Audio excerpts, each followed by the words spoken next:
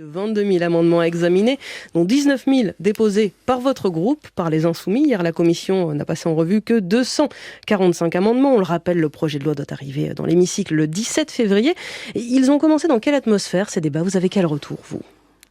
Alors, c'est un marathon, donc ils ont commencé fort, mais nous savons que nous devons durer, puisqu'effectivement, nous avons décidé de déposer beaucoup d'amendements.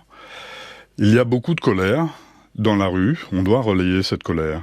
Quand vous dites on a décidé de durer, vous voulez dire on a essayé de retarder au maximum l'examen du texte?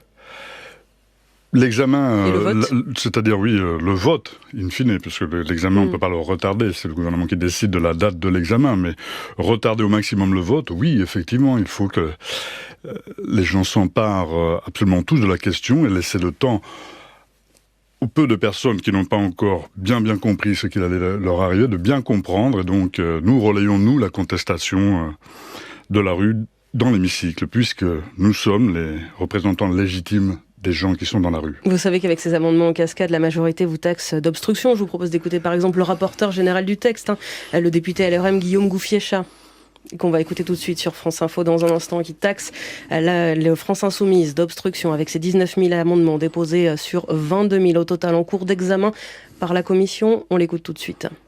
Il peut y avoir des inquiétudes, bien entendu, sur ce futur système. Mais c'est un système qui va être plus juste. Et donc, moi, je déplore toutes celles et tous ceux qui dégradent le travail parlementaire en voulant, effectivement, empêcher le débat, parce que c'est ça qu'il y a derrière.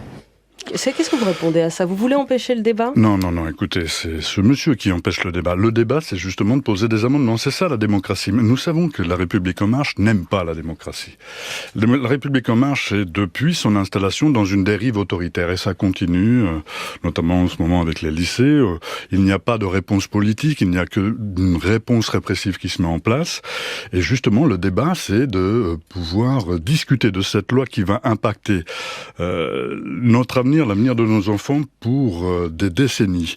Donc, je crois qu'il faut le temps de ce débat, oui. Mais est-ce qu'il y a vraiment le temps de ce débat quand il faut examiner en cascade des amendements qui se répètent? Il est encore là, le temps de débattre, de parler des points de cette réforme? Moi, je propose quelque chose. Retirons cette réforme, puisque personne n'en veut, et on va reprendre déjà le temps de la concertation, puis viendra sûrement le temps du débat dans l'Assemblée nationale. Retirer la réforme, ce n'est pas ce que fera le gouvernement, ce n'est pas ce qu'il semble prêt à faire. En tout cas, vous pensez que vous pouvez encore le faire reculer? De toute manière, nous allons essayer, oui, bien sûr, nous allons essayer de le faire reculer, nous allons poser un maximum d'amendements en accompagnant aussi les marches dans la rue qui, elles, vont continuer aussi. Mais dans cette marée d'amendements que vous déposez, est-ce qu'il y en a qui sont constructifs? Bien entendu.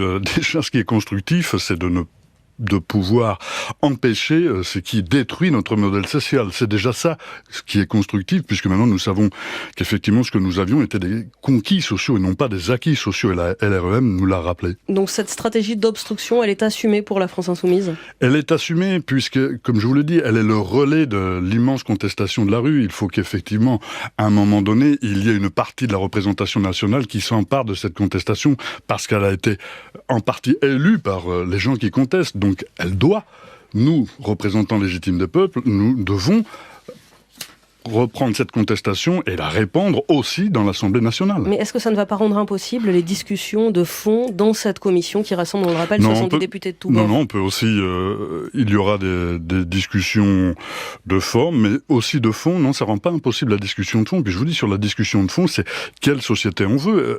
Aujourd'hui, moi, ce qui m'intéresse, c'est que des gens aient du travail, des jeunes gens aient du travail pour payer ma retraite demain. Ce sera qu'il y a moins de gens dans ma classe d'âge pour que je puisse avoir, moi, une plus grosse retraite. Vous comprenez?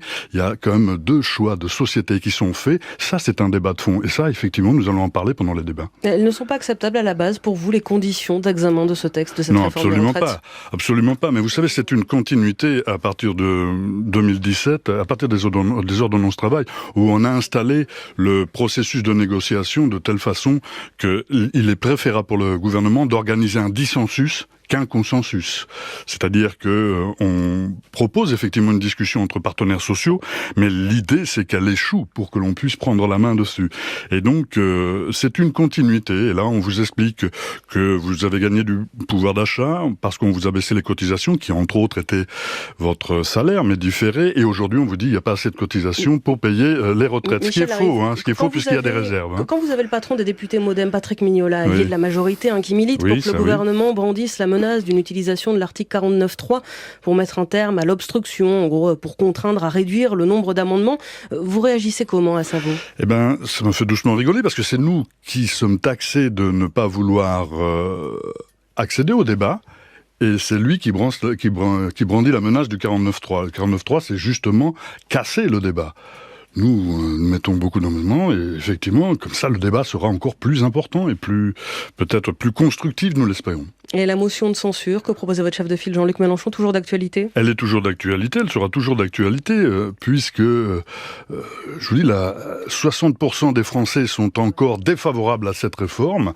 Elle est d'actualité, nous verrons. Lorsque vous savez qu'il faut un certain nombre de députés, nous ne sommes pas assez nombreux, il faut que d'autres s'associent à nous pour que cette motion puisse être déposée. Ça veut dire que c'est un appel lancé à qui ? Ça, à tous les groupes de gauche, ailleurs aussi ? À tous ceux qui ne veulent pas de cette réforme, Merci beaucoup Michel Larrieuge, député La France Insoumise de l'Ariège. Merci d'avoir répondu à notre invitation sur France Info.